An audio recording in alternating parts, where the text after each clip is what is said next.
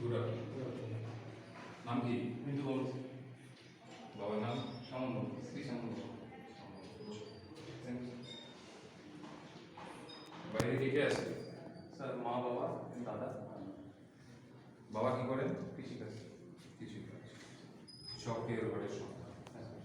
জয় জওয়ান জয় কিষান কে বলেছিলেন? লাল বাবা কে ছিলেন উনি? স্যার প্রাক্তন প্রধানমন্ত্রী। প্রাক্তন প্রধান। কোন দলের প্রধানমন্ত্রী ছিলেন যেন? স্যার হ্যাঁ। বর্তমানে পশ্চিমবঙ্গের ক্রেতা সুরক্ষা মন্ত্রী কে আছে? স্যার আমাদের জেলার মাননীয় শ্রী বিক্রমিত্র মহাশয়। কেন্দ্রীয় ক্রেতা সুরক্ষা মন্ত্রী কে আছে? স্যার কেন্দ্রীয় অর্থমন্ত্রী? মাননীয় নির্মলা সীতারামন মহাশয়। ভারতবর্ষের 1 নম্বর ক্ষমতাশালী নারী কে আছে? মাননীয় শ্রী দ্রৌপদী মুর্মু মহাশয়। কেন? স্যার তিনি আমাদের রাষ্ট্রপতি। রাষ্ট্রপতির জন্য 1 নম্বরে ক্ষমতায় পাওয়ারফুল সবচেয়ে। হ্যাঁ স্যার না নির্মলা সীতারামন। তিনি ভারতের প্রথম নাগরিক। আমি প্রথম নাগরিক বলি, ক্ষমতাশালী কে আছে? নির্মলা সীতারামন না দ্রৌপদী মুর্মু? স্যার দ্রৌপদী মুর্মু। শিওর? মনে হচ্ছে। আচ্ছা পিন্টু, তুমি যে এলে বলো তো কটা সিঁড়ি পেরিয়ে এসছো তুমি? সিঁড়ির ধাপ কটা পেরিয়ে এসছো? স্যার এটা আমার মনে হয়। তুমি যে শার্টটি পরে আছো কোন কাপড়ের তৈরি? স্যার এটা পলিস্টার। পলিস্টার। পলিস্টার কি জিনিস? স্যার সুতি আর লাইলন মিক্সচার। আচ্ছা পিন্টু, তুমি পুলিশের চাকরিটা তুমি পেয়ে গেছো, তুমি একজন এসআই হিসাবে পেয়েছো, তুমি এখানে কনস্টেবল ইন্টারভিউ দিতে এসছো, আমরা ধরে নিলাম তুমি চাকরিতে প্রমোটেড হয়ে এসআই হয়েছো কয়েক বছর পর। তোমার কনস্টেবলকে নিয়ে, কনস্টেবল একজন মহিলা নিয়ে, একজন মহিলা কনস্টেবলকে নিয়ে তোমার একটি ডিউটি পড়েছে একটা মলে পায়চারি করতে করতে তুমি শুনতে পাচ্ছ কিছু মানুষের চিৎকার, তুমি ছুটে গেলে, দেখছে একটা ফার্মাসি থেকে ওষুধের দোকান সে মলের ভেতরে, সেখানে চিৎকার চেঁচামেচি হচ্ছে। তুমি ভেতরে ঢুকতে গেছো, ঠিক সেই মুহূর্তে গেট খোলার মুহূর্তেই একজন কেউ ধাক্কা দিয়ে তোমার যে কনস্টেবলটি আছে, মহিলা কনস্টেবল, তাকে ফেলে দিয়েছে মাটিতে, এবং সেই মহিলা কনস্টেবল চিৎকার করে বলছে যে তাকে ছুরিকাঘাত করা হয়েছে। তুমি সেই সময় কি করবে একজন এসআই হিসেবে?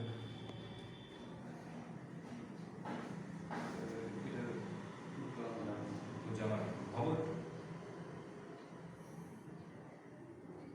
স্যার ওই মুহূর্তে আমি চেষ্টা করবো এই কাজটা কে করলো সেটা তদন্ত করার। তুমি জাসুসি করবে? হ্যাঁ এবং তুমি কি সিআইডি ব্রাঞ্চে কাজ করছো? না স্যার বলেছি।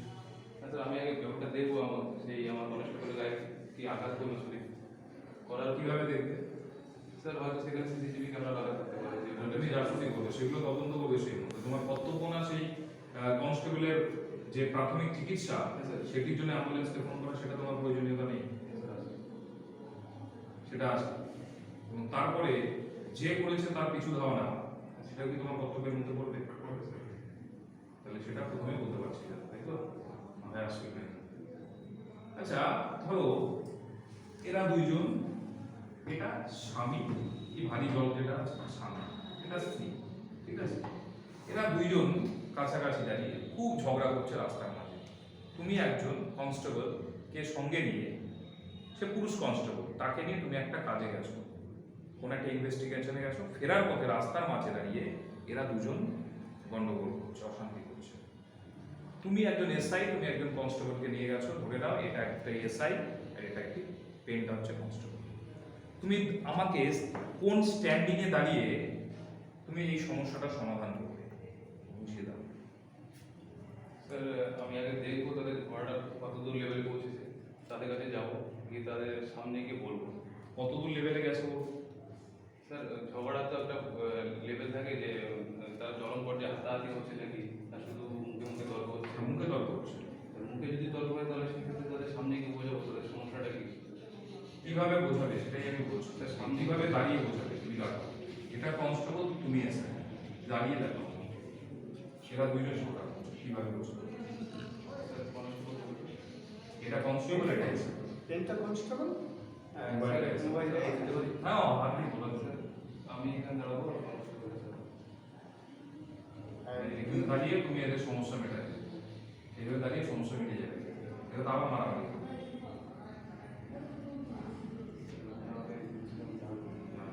নাকি তুমি এরকম করবে, মহিলাটাকে আর পুরুষটিকে দুজনকে সরিয়ে দেবে, তুমি মহিলাটিকে এসআই নিয়ে বোঝাচ্ছ আর পুরুষটিকে কনস্টেবলকে গিয়ে এইভাবে তুমি মহিলার দিকে মুখ করে বোঝাচ্ছ তোমার পেছনটাই দিকে, কনস্টেবল পুরুষটিকে বোঝাচ্ছে কনস্টেবলের পেছন আর তোমার পেছন একই দিকে, কনস্টেবলের মুখ পুরুষের দিকে, তোমার মুখ মহিলার দিকে। এটা কি ঠিক মনে হচ্ছে তোমার? এইভাবে দাঁড়িয়ে তারা বোঝাবে না স্যার। তারা বোঝাবে না, ঠিক মনে হচ্ছে? ভুল ভুল, কোনটা ঠিক বোঝো? স্যার দুজন স্যার এইটা এসআই যদি হয় তাহলে স্যার এরকম এসআই একজনের দিকে আর কনস্টেবল একজনের দিকে এরকম। আবার এরা একে অপরের দিকে এসে আবার মারামারি। স্যার তারা দুজনে যদি আমাদের দিকে ঘুরে দাঁড়ায়, তাহলে মহিলাটা আমার দিকে দাঁড়িয়ে আছে, আবার তারা মারামারি করবে। ঠিক আছে, আচ্ছা। ঘড়িটা দেখতে পাচ্ছ? কটা বাজে? স্যার এখন চারটে। চারটা বাজে। ঘড়িটা কোন জ্যামিতিক আকৃতিতে আছে? স্যার বৃত্তটা দেখো ভালো। ডিম্বাকার। একটা গোল হলে কত ডিগ্রি হবে? একটা গোলরে পুরো গোলরে স্যার 360। একটা কাটা কত ডিগ্রি? একটা কাটা স্যার 12 থেকে 1। 12 থেকে 1।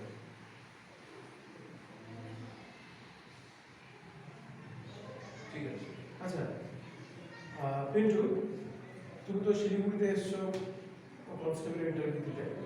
শিলিগুড়ি শহরটা কোন নদীর তীরে অবস্থিত, বা শিলিগুড়ি বুক ছিঁড়ে কোন নদী বেরিয়ে গেছে? স্যার মহানন্দা এবং বারাসা।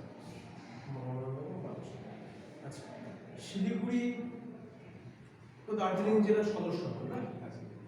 সদস্য হন? না স্যার। তখন দার্জিলিং জেলার সদস্য হন কি? স্যার দার্জিলিং। হ্যাঁ বলেছেন প্রথম। স্যার আমি ভেবেছিলাম শহরে। শিলিগুড়ি ব্লক না মহকুমা? শিলিগুড়ি একটা মহকুমা। আচ্ছা কিন্তু তোমাকে তোমার যে থানা, সেই থানায় তোমার যে ঊর্ধ্বতন অফিসার তোমাকে 11টার সময় জয়েন করতে বলেছে কোনো একটা।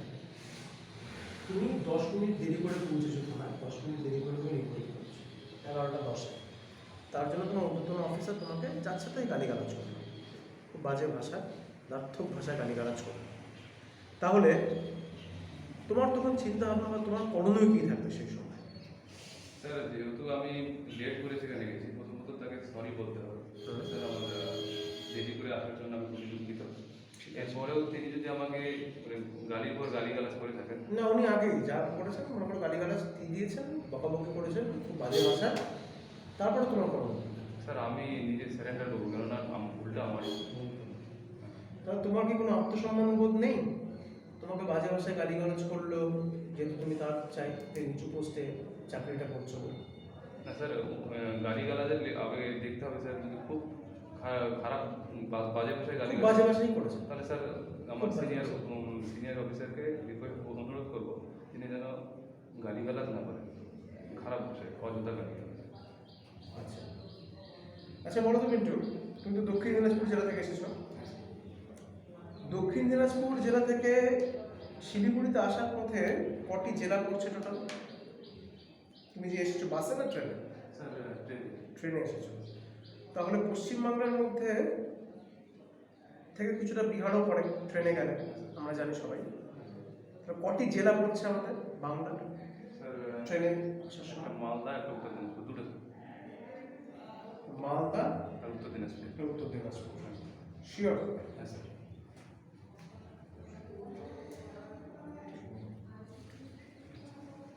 বলবো পিন্টু, তোমার গ্র্যাজুয়েশন কত সালে? স্যার 2016। 16 সালে। অনার্স না? আমার সংস্কৃত অনার্স।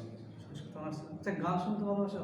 হ্যাঁ স্যার, গান গাইতেও ভালোবাসি, যেহেতু আমি একটা আশ্রমের ছাত্র। আচ্ছা বলো বলো তো, এই যে গানের বা সঙ্গীতের প্রাচীনতম গ্রন্থ কোনটি? সামনে বেদ কয়টি? চারটি। কি কি? ঋক, সাম, যজুর। আর তোমার এছাড়া অন্য কোনো হবি গান ছাড়া? স্যার আমি স্পোর্টস পার্সন, সেই হিসেবে খেলাধুলা ভালো লাগে। কোন খেলা ভালো লাগে? Athletics, shot put. এছাড়া আর কোনো সাবজেক্ট ছিল তোমার এডুকেশনে সংস্কৃত ছাড়া? স্যার ইতিহাস ছিল। ইতিহাস ছিল? ভূগোল ছিল? না স্যার। ইতিহাস ছিল। ইতিহাস পড়তে ভালো লাগে? হ্যাঁ স্যার। মহাভারত পড়েছো? হ্যাঁ স্যার। স্যার মহাভারত বলতে কার না স্যার পড়া হয়। মহাভারত পড়ানি। ঠিক আছে। আচ্ছা পিন্টু, প্রথমে তোমাকে কংগ্রেচুলেট করি, তুমি এত দূর এসেছো, এটাও সবাই পারে না। ধন্যবাদ স্যার। আচ্ছা, তো তুমি বলো আমাকে যে তুমি যে পোস্টের জন্য নিজেকে মানে উপযুক্ত মনে করছো, বাকিদের থেকে তোমার কী কী অ্যাডভান্টেজ, তুমি কী কী অ্যাডভান্টেজ আমাকে দিতে পারবে বা পাবলিক সার্ভেন্ট হিসেবে দিতে পারবে, যাতে করে তুমি নিজেকে এই পোস্টটার জন্য উপযুক্ত মনে করছো বাকিদের থেকে বেশি ভালো করে? স্যার আমি যে কোনো পরিস্থিতিতে নিজেকে মানিয়ে নিতে পারি, যে কোনো পরিস্থিতিতে কাজ করতে সক্ষম হই। আর এছাড়াও স্যার কোনো খারাপ পরিস্থিতি যদি আসে আমি সেটা কোনো রকম উত্তেজিত বা কোনো রকম ধৈর্য না হারিয়ে সেই পরিস্থিতি থেকে মোকাবিলা করতে পারি। আচ্ছা আচ্ছা, এইবার তুমি বলো তুমি হচ্ছে মেন্স পরীক্ষা কত পেয়েছিলে? স্যার আমার 45+। 45, কত ছিল দশমিক কি বলো? স্যার ওটা আমার কাউন্টিং হয়তো মনে হচ্ছে একটা রং হতে পারে, ওই জন্য মাইনাস করে রেখেছি, মানে পয়েন্টটাতে রেখেছি 45.25 হতে পারে। 45.25। আচ্ছা, 45.25 যে সংখ্যাটা বললে, এটাকে যদি আমরা পূর্ণ সংখ্যাতে বলতে চাই কত বলবো? স্যার 45 0.25। আর 45.1/4, মানে 45 শূন্য 1 আছে, তো এটা তো ভগ্নাংশ হয়ে গেল, বলেছে পূর্ণ সংখ্যা কত বলবো? মানে 45 বলতে পারি। 45 বলতে হবে। আচ্ছা, এটাকে 46 বলতে গেলে কত হতে হবে বলো তো? 0.7।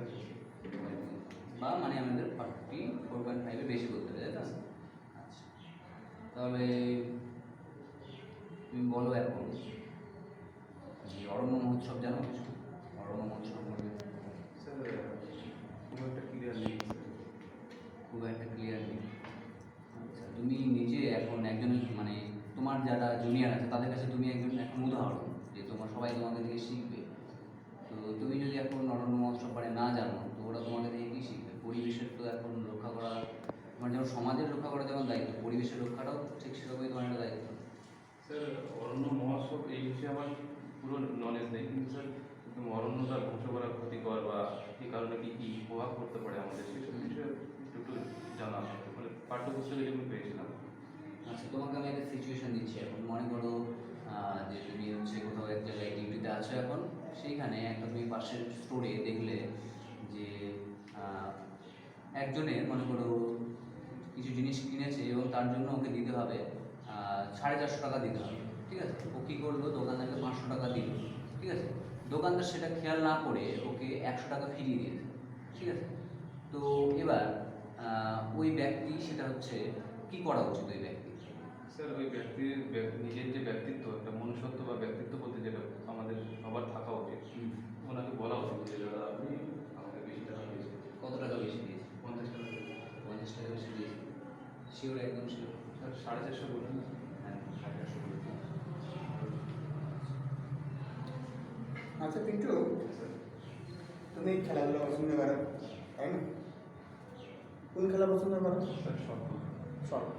অ্যাথলেটিক্স নাম শুনেছো? হ্যাঁ আমার অ্যাথলেটিক ডিপার্টমেন্টে পড়ে স্যার। আচ্ছা আচ্ছা। অ্যাথলেটিক্স যে ডিপার্টমেন্টটা আছে, ডিপার্টমেন্টের কমনওয়েলথে কোন প্রাইজ পেয়েছে?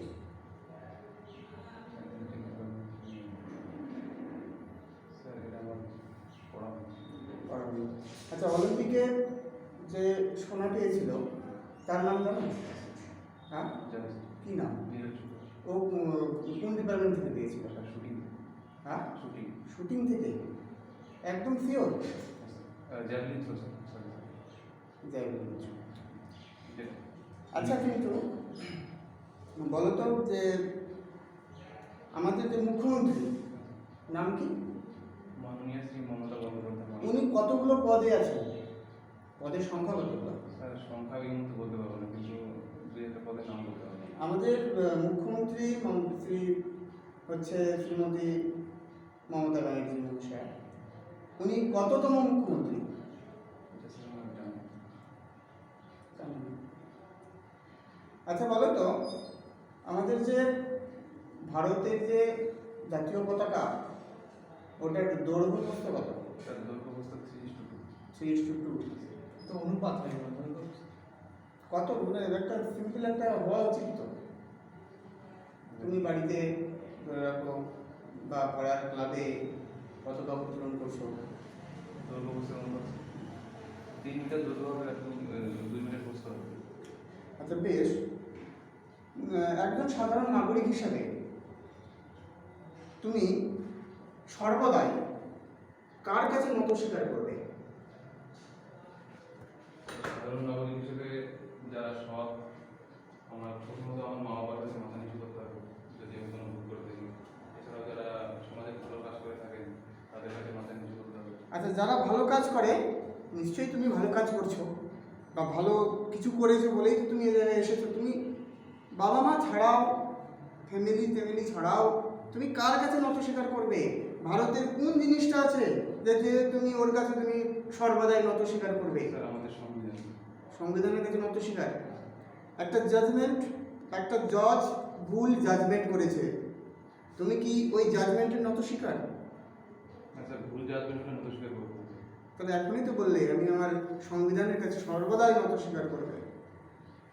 বলে দেই, আমাদের জাতীয় পতাকার নাম শুনেছ? জাতীয় পতাকা তোমার কাছে কেমন মনে হয়?